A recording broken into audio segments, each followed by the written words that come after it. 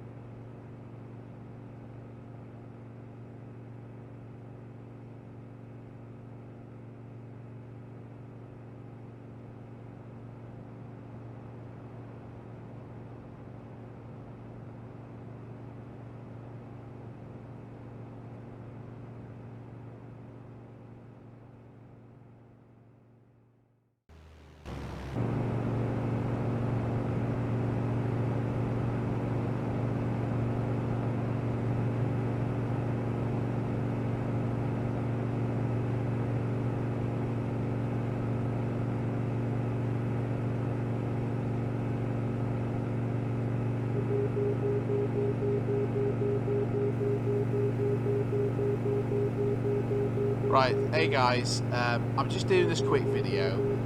This clearly is not Microsoft Flight Simulator 2020. I want to get that out the bag right now.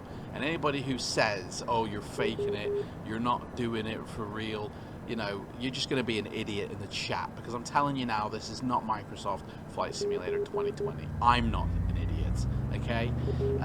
What this is Microsoft Flights that we're looking at right now. And we're about to move into Google as well. So I'll come back to this video though in a second. This is Google Earth, okay? Now this to me is very close to what we saw in the trailer in terms of the quality and the fidelity of the landscapes. Google Earth have their own built-in flight simulator into Google Earth. You have to download the app, and then you can, with a controller, which I'm doing right now, you can fly around any destination. And you know, it's all right, it's okay, it's not great, it's not a study sim level type of plane either. You have the choice of two, but you can fly around the world, like as you see me doing now. And I think these graphics here are actually fantastic. This is New York City, and there's not a P3D or X-Plane add-on that reproduces New York like this. You know, this is, for me, as basic as it seems, it's amazing. You know, okay, the buildings aren't crisp, clear, aren't rendered 100% like, you know, they popping in and out, and you know, there's a lot of graphical glitches, but every building is unique. Every building is as it is in real life. And you know, I've got New York City X, and it doesn't look anything like this. And there is no other major New York add-on that makes, you know, the sim look like this. This reminds me a lot of the trailer. This shot here, this reminds me of how they sort of flew over landscapes, the trees especially. Looking at them trees, it does look like the trees from the trailer. And I really believe that Microsoft are using either directly with Google Maps, or maybe they've got their own version of it, but they're using the satellite data. I mean, at the beginning of the video it does say powered by satellite data. So all they need really then is the plane models, you know, and they've got some fantastic looking plane models in the sim. But yeah, like, whew, I gotta say, this I could do this all day with the Google Earth Flight Simulator.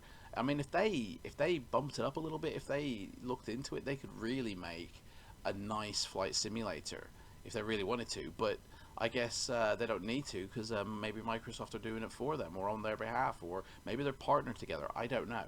But I mean, look at the detail down here now as you fly over the boats.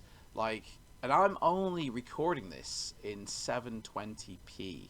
Okay, this is upscaled to 1080p. I believe that the trailer we watched, you know, was running off a machine that was captured at 8K resolution, or at least the game was running at 8K resolution, but maybe they captured the footage at 4K, and it was shown up as 4K on YouTube. But I really believe it was coming from an 8K source. Maybe it wasn't. I could be wrong, but that's how they got all that sharp fidelity. You know, this is only 720p, and I think this looks great. This far exceeds the flight sim, you know, add-ons we currently have. So, okay, back into this sim now. This is Microsoft Flight, okay? So this here, specifically this aircraft, the Icon A5, which features in the new trailer, the Microsoft Flight Simulator 2020 trailer, this is from Microsoft Flight. So to me, I really do believe that Microsoft Flight Simulator is just an extension of Microsoft Flight. You know, you can't get Microsoft Flight anymore. There's no way to download it live from the Windows Live, which is where it came out back in 2012, and then it died a year later. But you have to either have previously owned it or know how to get it, I guess. I don't know. In order to play it. It is totally playable, but there's only like a couple of regions you can fly around in. Because the regions, it's like Aerofly, you know. They're add-ons to the sim that are streamed in, and then, you know, if you buy the add-on pack, it'll be on your hard drive. But and you can fly around the world, but there is no world really to fly around in. There's only like a handful of airplanes, and none of them will make the distance off, you know, Hawaii, which is one of the locations you can go. But Google Maps, yeah. Guys, tell me what you think in the comments below, right? And I know you will. You're not shy. But I think that this... I mean, look at this. This here, I had a lot of fun making this video, you know, which I did in like 10-15 minutes. Just flying down here. I know that the trees aren't they're basic modeling. They're not rendered high quality. You know, you don't see any traffic on the roads, but you know, these are all minor things that could be tweaked very easily. Okay, now we're going to end with a show reel from Google Earth Studio, which is an animation reel that they created, showing off their new Google Studio preview build, which I've signed up for.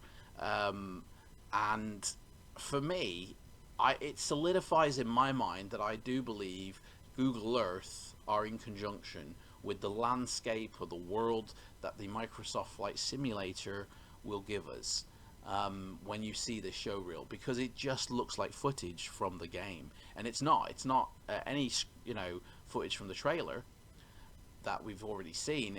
This is completely brand new footage, and this is footage from like 2 years ago as well, like what I'm about to show you. So but as far as the Google Maps, the Google Earth, sorry, Flight Simulator, it's pretty fun. Go check it out.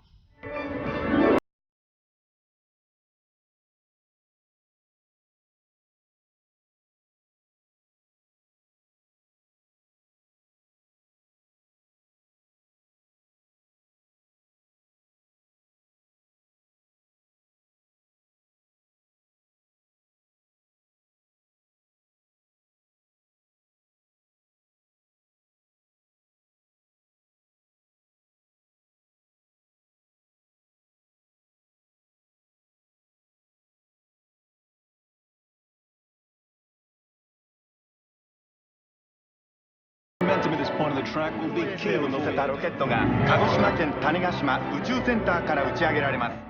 The U.S. women's national team will be celebrating their record-setting third Women's World Cup trophy in the 5 boroughs, with the ticker tape parade later today in Lower Manhattan.